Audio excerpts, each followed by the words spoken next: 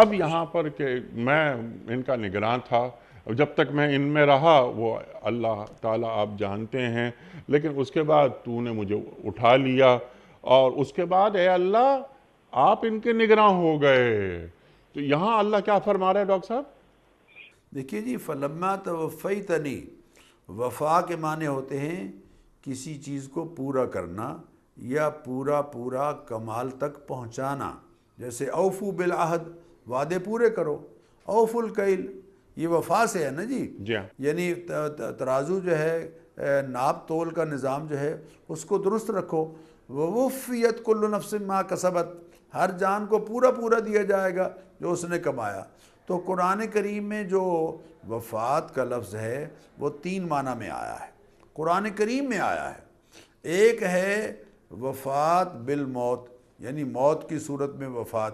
اللہ یتوفی الانفس حین موتہا، جب اللہ تعالیٰ تمہیں موت دیتا ہے تو اللہ تعالیٰ تمہیں ایک طرح سے پورا لے جاتا ہے۔ یہاں وفات بمعنی موت کے ہے۔ ٹھیک، اور دوسرے نیند کے لیے وفات بالمنام، اور دوسری جگہ اسی آیت میں، بلکہ اسی جگہ اللہ فرماتے ہیں اللہ یتوفی الانفس حین موتہا واللتی لم تمت فی منامہا، کہ جو نیند تمہیں آتی ہے وہ بھی ایک درجے کی وفات ہے، ایک درجے کی وفات ہے، کہ اس میں بھی یقینی بات ہے تم بہت سی چیزیں جو جاگتے ہوئے سن سکتے ہو، کہہ سکتے ہو، بول سکتے ہو، سوچ سکتے ہو، وہ یقیناً اس دوران نہیں ہوتی۔